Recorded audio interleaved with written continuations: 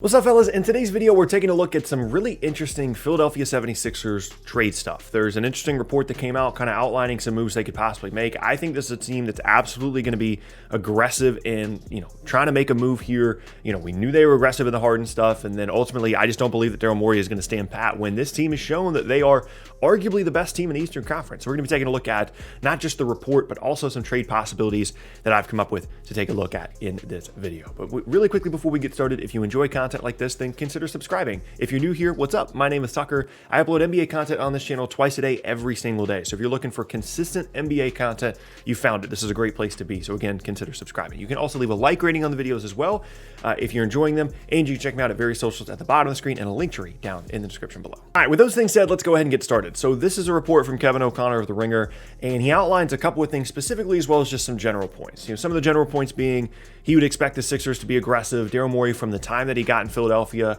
started making changes to the roster, whether it be dumping Al Horford, getting Danny Green, things like that.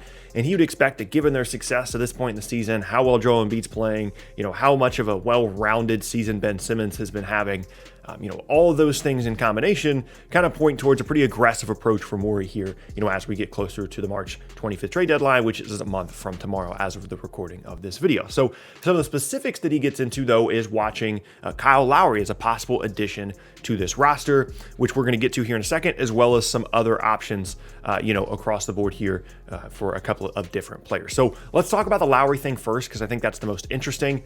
We'll put the actual trade up on screen, and I'll kind of talk about, where I'm going with this. So the trade itself is Toronto receives Danny Green, Mike Scott, Terrence Ferguson, and Matisse Thybulle in exchange for Kyle Lowry. If you want to put, more compensation on either side, that's fine. I'm not here to argue, if the trade is really good or really bad. It's just a placeholder and a conversation piece here. So essentially, here are the points around the Lowry thing. Philadelphia, as good as they are, there's definitely a distinct lack of true perimeter creation. Tobias Harris is good at that, but he's not great. Ben Simmons can do some, but they don't have like we really need someone to run a pick and roll late in the game type guy.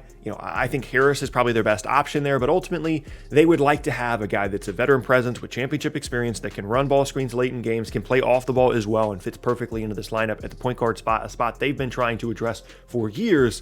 And all those things, all those boxes are checked by a Kyle Lowry trade.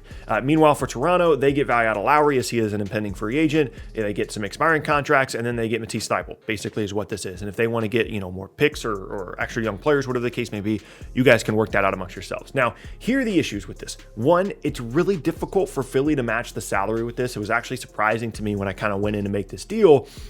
The Danny Green thing gets them about halfway there, but then you've really got to throw a lot of different players into the mix here in order to get to that, $26-ish million number. You need to match the salary straight up here for Lowry. And as a result, you're giving up significant pieces of your rotation that then you would have to make up by signing guys in the buyout market or free agents.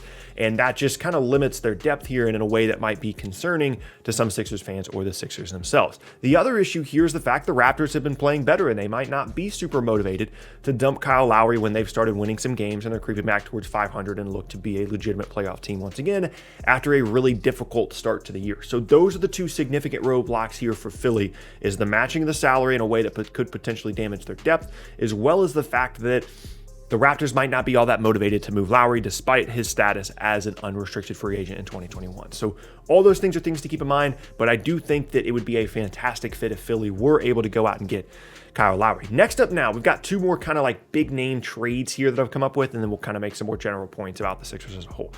Next up now is the Houston Rockets being involved here, and the Rockets get Green, Scott, Tyrese Maxey, and a first in exchange for PJ Tucker and Victor Oladipo. Again, if you want to argue the Rockets should be getting more or less compensation, that's fine.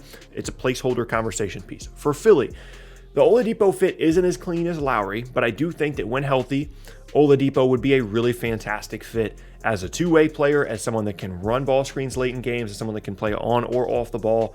And, again, really just continues to level up the defense of this group, which has already been really, really good. You lose Green, but Victor Oladipo slides right into that starting 2 spot there in Philadelphia. They also get PJ Tucker as well, which helps them on the wing, helps them in the front court a little bit, wherever PJ Tucker wants to play. A guy that Daryl Morey is very familiar with, of course, and someone that I think he would be pretty motivated to bring in, even outside of an Oladipo trade. I think PJ Tucker is a name to keep an eye on here in Philadelphia. For the Rockets, their season has really gone downhill. They've had some injury issues, and things have just not been working out anymore in Houston post James Harden trade. They were playing really well.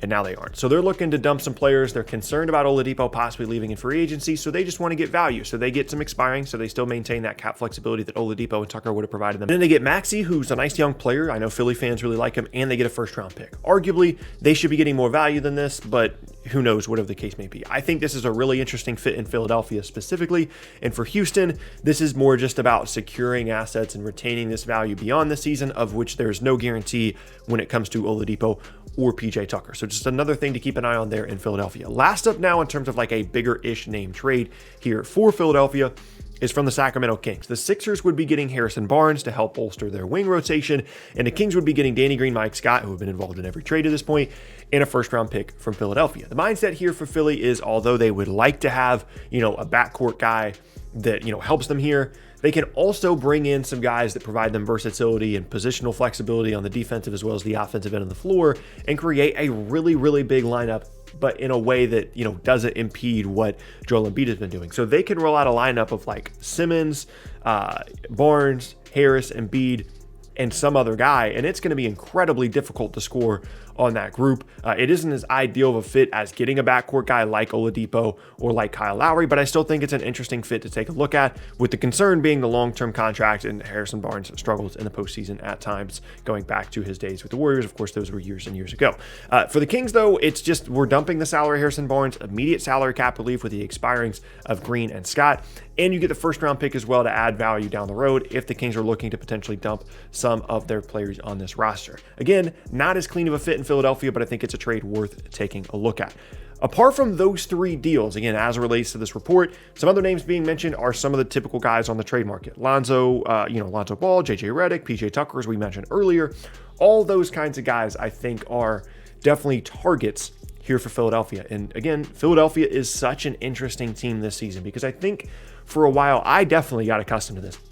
I got accustomed to Philly being a team that, is there, and that they're a top 4, top 5 team, but you never really feel incredibly threatened by them because of some of the integral roster issues that they've had over the years, whether it be the Simmons and Embiid fit, whether it be the Horford thing last year. But this year, under Doc Rivers, it's clear that they're committed to being one of, if not the best teams in the league on defense, and having enough offense to get by, with Joel Embiid being the focal point. And if Joel Embiid is healthy for an entire season and into the postseason, he might be the most important figure in the entire league this season. I know that's crazy to say, but in a league that is just so ill-equipped to deal with a dominant post presence the way that Joel Embiid can be, as well as a guy that has the skill to knock down shots from the outside and space the floor when you need him to, having that guy is such a huge difference maker. And I think that if Philly really gets the indication that Embiid's going to be healthy the whole year and they're going to be able to sustain this level of success, they're going to be aggressive in going out to get guys, because I think they have a real shot at winning the title this year if they keep playing like this. Again, because of the Embiid thing, like there are teams that have bigs that can, try and give it a shot, against Philly in the postseason, but most of them reside in the Western Conference, those being, the Lakers and the Jazz with Anthony Davis and Rudy Gobert. But in the East specifically, there aren't really teams that have answers for Joel Embiid. There aren't really teams that, are going to be able to slow him down in any kind of a significant way. And with that being the case, if they keep playing like this and they go out and get an Oladipo or a Lowry, even a Harrison Barnes that rounds out their lineup a little bit better, the path to the finals it's not necessarily an easy one. Brooklyn's going to be there. Boston could turn it around. Miami could have a late push. Milwaukee could still be really good. But the East at the top this year so far is not super, super talented. And I think when you look at Philly, it's pretty easy to make a case as them as, maybe the favorite to make the finals out of the Eastern Conference. And then once you get there, all you got to do is win 4 games, and Embiid could have a huge stretch there in the finals, assuming he's healthy, and be fantastic. The development of Simmons as an all-around player has been really intriguing as well. And there are still roster issues. You still, would like to have more spacing. You still don't love the fact that Simmons can't shoot.